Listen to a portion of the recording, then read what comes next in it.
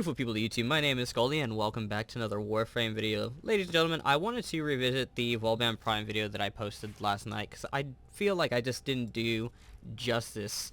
So, last night I had posted a crowd control build that was centered around spamming Vauban's 4, Bastille, and using that to stay alive. However, it did not make full use of his kit, and I feel like I downplayed his first 3 abilities, saying that it didn't do a lot of damage, or they didn't do a lot of damage. And I did a lot of testing today and found out that I just wasn't using them right.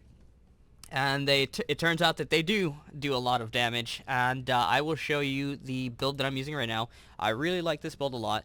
So the general idea with this build is you have survivability, you have shield recharge, you have energy recharge, you have damage, and you have the ability to spam all your abilities without paying a lot of energy.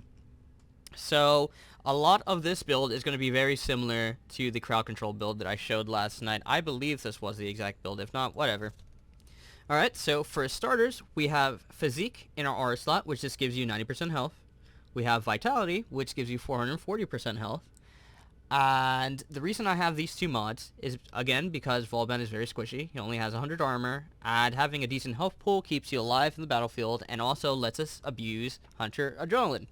Hunter Adrenaline converts 45% health, 45% damage on health to energy. And there'll be times on the battlefield where I am completely out of energy, and I need to get some. Where do I get some? There's no health orbs, I take some damage. And this works out very, very well because I don't have to take a lot of damage to refill my energy. If you guys notice, I just have the base value of energy. I don't have any flow. I don't have anything to increase the energy that I have. So being able to gain energy just by taking damage works out in my favor. With that, I have Prime Continuity, which just gives you 55 ability duration. Now, you can use normal continuity, but I can't promise that this build will work well. I highly advise that you get Prime Continuity. It just works out because we have fleeting expertise in this build.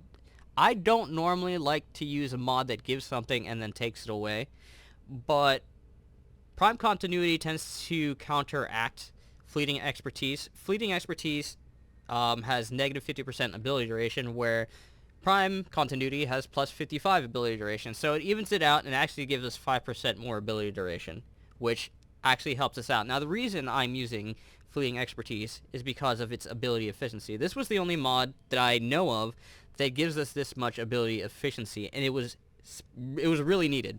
Now, take note, and I did this on purpose, my Fleeting Expertise is at level 4. Don't upgrade it to level 5. I did it on purpose because this gives us the right amount of ability efficiency and takes away the right amount of ability duration to make this build work. And also the kit, which is most important.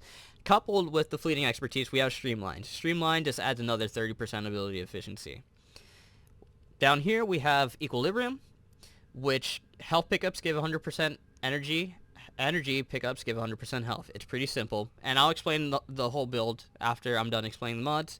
Now, the 2 new mods that I added, and these are definitely needed, is Augur Reach and Augur Secrets. Augur Reach gives you 30% ability range. Augur Secrets gives you 24% ability strength. We need damage, we need range for a 4, and because a lot of our abilities have range, so having that extra range is very good. And because they are part of a set, they give us 80% energy spent. 80% energy spent. Oh my god, 80% energy spent on abilities is converted to shields. I'm sorry, this is my 3rd take, and I'm just completely out of it. So having these mods just makes the whole kit work. So let me explain. So we have a health pool. We use that health pool to gain energy when it's low. And when we do have our energy, we can spam our abilities, and I'll show you our abilities in a second. Once we spam our abilities enough, we can actually regain back shields to keep us protected until we kill enough monsters to pick up health and energy orbs, which give us 100% energy, 100% health, using Equilibrium. So, woo! That is that. Also, we have Power Drift, but we all know what Power Drift does, not important. So let's take a look at the costs and the damage outputs of these abilities. So the default cost for Bastille is 100 energy, And having energy pool of 225 with a default cost of 100 for Bastille is just no bueno. So Fleeting Expertise and Streamline are actually able to mitigate that enough to make the cost of Bastille 25. So what we have 225 energy. Bastille is 25, so what? 4, 8, 9. We can spam Bastille 9 times before we run out of energy. That's pretty good. And then on top of that, we have ability range with it through Augur Reach, which just gives it a little bit more range. And then we have our duration, which isn't completely destroyed by Fleeting Expertise because we have Prime Continuity kind of like pushing back on it. So our ability duration is 15 seconds. Now, if you saw my last video last night, I mentioned that the perfect amount of duration for this ability I feel like is somewhere around between 15 seconds and 20. And we are right there at 15.75, so basically 16 seconds. Perfect. Now, I don't really care about the damage on Vortex. I don't really use Vortex for damage. If anything, I use it just to hold down enemies for a second. And then I turn it into Bastille. So that is that. Let's check out Photon Strike. Photon Strike, its drain cost is 18.75, so 19, rounded up. And it also does 3,475 damage. Now, the fact that it only costs you 19 energy means you can spam this ability consistently without worrying about energy, which is, again, great. You're doing a lot of damage, and you can spam this ability over and over and over and over again. And if you're coupling it with Bastille, you're always going to land them. So it's awesome. It's awesome. Mind Layer is our next ability, and check out the cost on this, 6.25, which is awesome because this is where I get a lot of my damage just using his abilities.